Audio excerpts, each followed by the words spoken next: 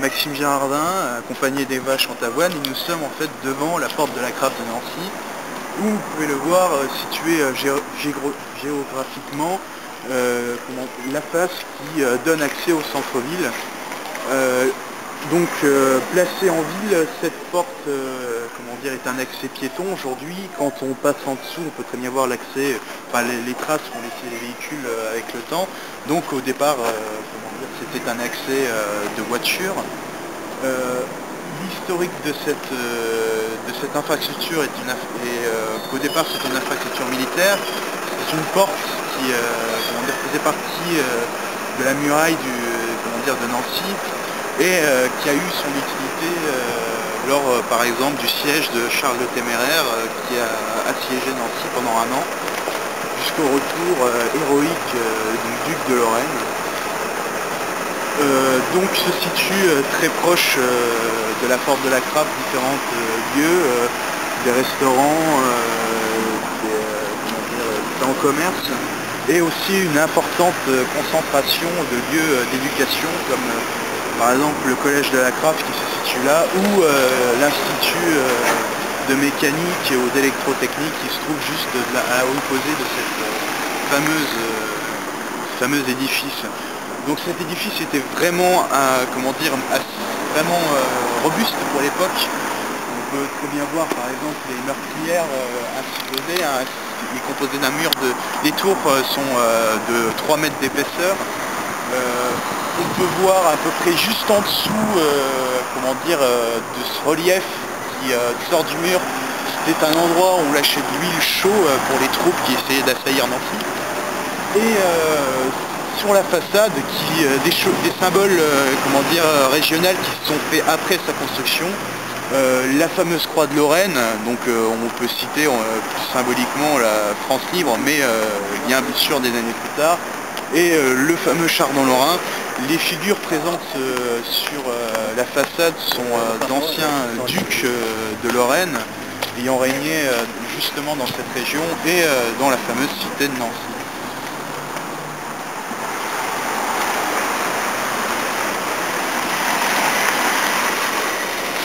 Voilà, en fait, juste à gauche de la porte se trouve l'école de musique. Nous sommes en train de monter les escaliers de l'école de musique, en fait, de la porte de la Craffe. Donc cet escalier se trouve juste à gauche, en fait, de la porte de la Craffe, de l'image de la porte de la Craffe qu'on a prise tout à l'heure. Nous revenons en fait d'une interview que nous avons eue avec Laurence.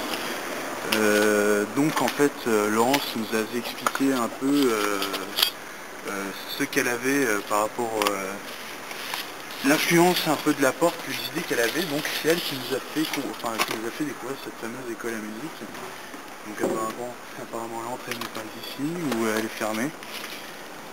Et les questions étaient est-ce que vous connaissez un peu l'école, l'histoire de la porte de la Craffe? Donc Laurence, par surprise, il connaissait vraiment beaucoup. Elle nous a appris que c'était un ancien tribunal où pendant l'acquisition des gens ont été jugés. Il y avait à l'intérieur une salle de torture. Et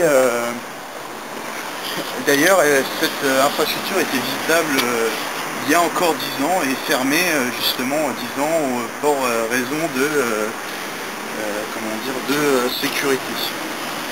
Donc juste avant de rentrer dans cette fameuse école à musique, je vais terminer juste les idées que nous a évoquées Laurence.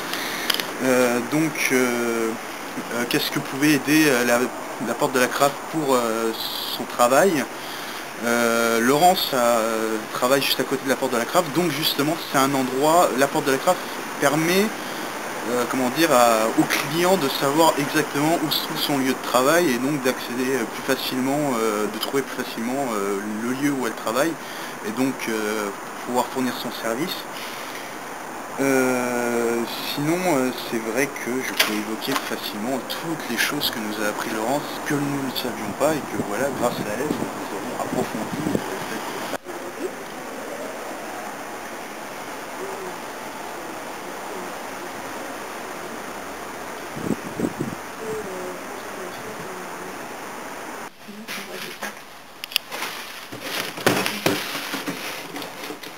C'était 8-8-45, Laurence. C'est la fin de la guerre.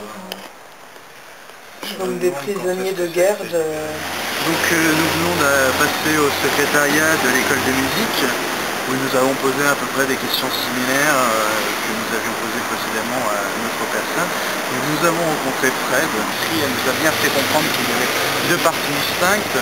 Donc en fait les tours qui se trouvent justement derrière nous, et ce fameux tribunal qui est en pierre rouge, qui était un tribunal militaire ou civil, selon votre choix. Et nous avons pu voir une petite cabane où se trouvaient en fait des noms de soldats. Soldats pourquoi? Parce que justement le terme était précisé. Nous avons terminé notre petite escarmouche dans les rues de Nancy, proches de cette fameuse porte de la Grappe. Le bilan de l'intervention fut l'oubli total d'une interview visuelle, parce que justement le visuel choquant des risques, bien sûr des dangers lors de cette interview, comme vous pouvez le voir. Donc le visuel choquant, on va dire la personne, on intervient dans son privé, donc on a dû oublier, même d'ailleurs les interviews, on prenait un cadre autre qu'à la personne ne voulait pas.